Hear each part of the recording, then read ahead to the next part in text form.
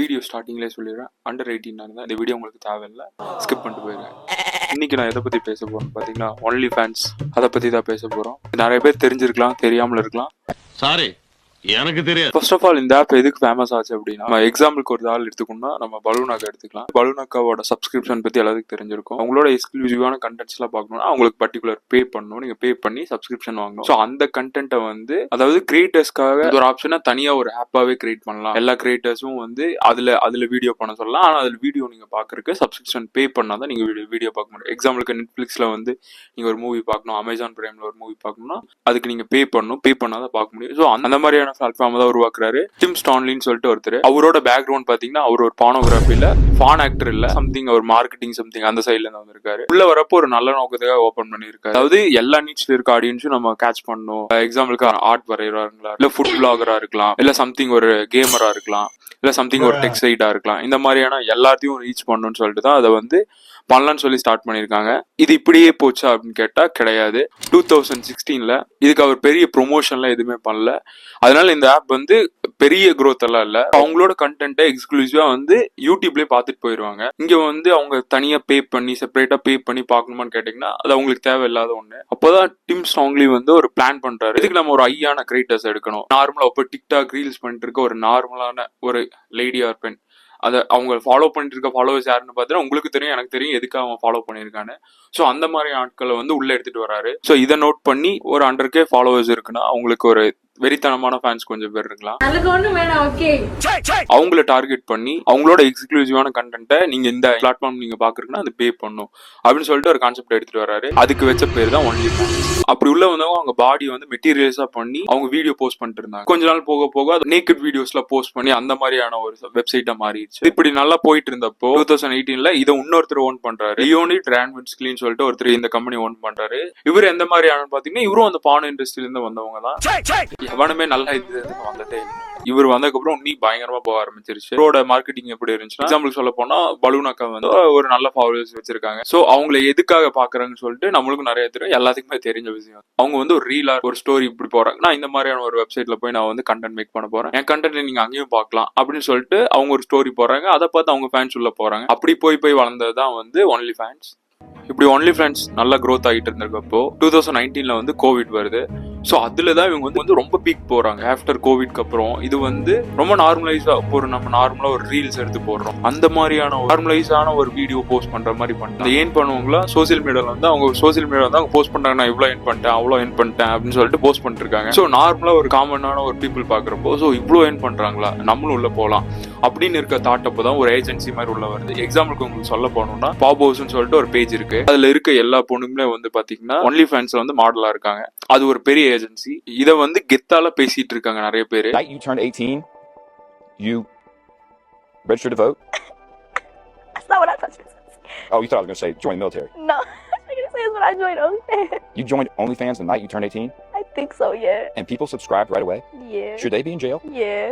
இவங்க மேல நிறைய கம்ப்ளைண்ட்ஸ் இருக்கு. எப்படின்னா வந்து ஒரு பொண்ணை செலக்ட் பண்ணணும்னா அண்டர் 18 இருக்கணும். ஃபர்ஸ்ட் ஆஃப் ஆல் அண்டர் 18 இருக்கணும். அவங்க வந்து ஃபினான்ஷியலா ஸ்ட்ரகிள் இருக்கணும். இந்த மாதிரியான ஆட்களை மட்டும்தான் வந்து சூஸ் பண்ணி அவங்கள வந்து மாடல் ஆக்குறேன்னு சொல்லிட்டு, அதாவது ஆப்வியஸா ஒரு ஃபினான்ஷியலா ஒரு டவுனா இருக்க பொண்ணுக்கு நான் இவ்வளவு லட்சம் தரேன், இவ்வளவு ஏர்னிங்ஸ் தரேன் அப்படிங்கிறப்போ கண்டிப்பா சொல்றேன், பிசிக்கலா அவங்க மெச்சூர்டா இருக்கலாம், மென்டலி அவங்க கண்டிப்பா மெச்சூரா இருக்க முடியாது. ஸோ கண்டிப்பா அவங்க அங்க புஷ் பண்ணி ஆவாங்க, அங்க போய் தான் ஆவாங்க, பண்ணுவாங்க, மணி மேக் பண்ணுவாங்க. அது அப்படியே ரொட்டீனா மாறும். அதுக்கப்புறம் அதுல இருந்து வெளியே வர முடியாம ஃபீல் பண்ற நிறைய பேர் இருக்காங்க. அதுல இருந்து நான் ஜாலியா இருக்கேன், சூப்பரா இருக்கேன்னு சொல்ற ஆட்களும் இருக்காங்க. இந்த ஃபேப் ஹவுஸ்ல ஸ்போனி ரெயின் சொல்லிட்டு ஒரு பொண்ணு இருக்காங்க. உங்களோட எக்ஸ்க்ளூசிவான கண்டென்ட்டை பார்க்க ஸ்பெண்ட் பண்ண ஒரு ஆள் வந்து எவ்வளவு ஸ்பெண்ட் பண்ணிருப்பாங்கன்னா நினைச்சே பார்க்க முடியாது.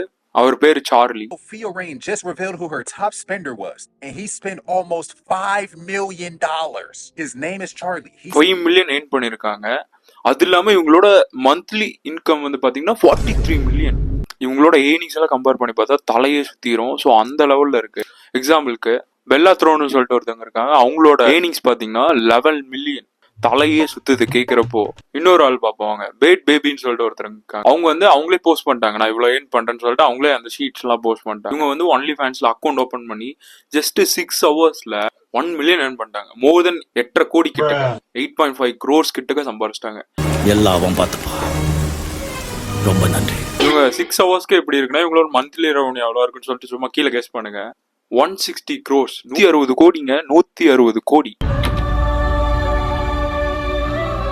இவங்க ஜஸ்ட் 1 இயர்ல போக வேணாம், ஜஸ்ட் 8 monthsல இவங்க எவ்வளவு சம்பாதிச்சிருக்காங்கன்னா நம்ம இந்தியன் ருப்பியில கன்வெர்ட் பண்ணோம்னா 336 கோடி.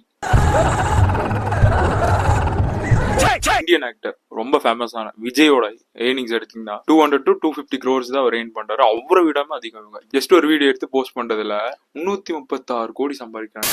இன்னொரு ஷாக்கிங்கான விஷயம் கேட்டா உன்னி தலை சுத்திடுவீங்க. இவங்களோட ஏஜ் எவ்வளவுன்னு இருக்குன்னு பாத்தீங்கன்னா just 18. Hey Ram, the days have changed, man. Just like that, people are fata coming up. Huh? Okay bro, ஓவராலா இவங்க எவ்வளவு ஏர்ன் பண்ணிருக்காங்க ஒன்லி ஃபேன்ஸ் அப்படின்னு பாத்தீங்கன்னா 6.6 பில்லியன். எக்ஸாம்பிளுக்கு சொல்ல போனா பின்னு சொல்லிட்டு ஒரு பேஸ்கெட் பால் டோர்னமெண்ட், உங்களுக்கு தெரியுமான்னு தெரியல. அவங்களோட ஓவரால் அத்தனை மேட்ச் பிளே பண்ணி கஷ்டப்பட்டு பிளே பண்ணி அவங்களோட ஏர்னிங்ஸ் எவ்வளோன்னு பாத்தீங்கன்னா 4.9 பில்லியன் தான். ஆனா இவங்க வந்து பாத்தீங்கன்னா 6.6 பில்லியன்.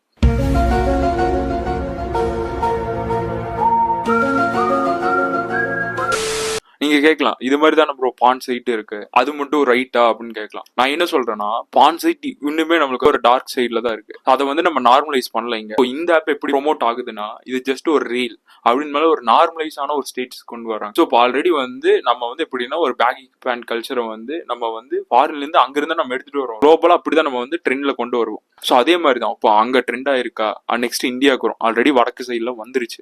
இன்னொரு விஷயம், இந்த டாப் ஹவுஸ்ன்னு சொல்லிட்டு நான் ஒன்னு சொல்ல தெரியுமா, அங்க இருக்க பொண்ணுங்களை ஒரு பொண்ணு வந்து இன்டர்வியூ எடுத்திருக்காங்க. அந்த பொண்ணு ஓப்பனாவே சொல்றாங்க, இன்டர்வியூ கேக்குறாங்க, நீங்களே பாருங்க. I believe that the Bop House girls are trying to look younger to target older men.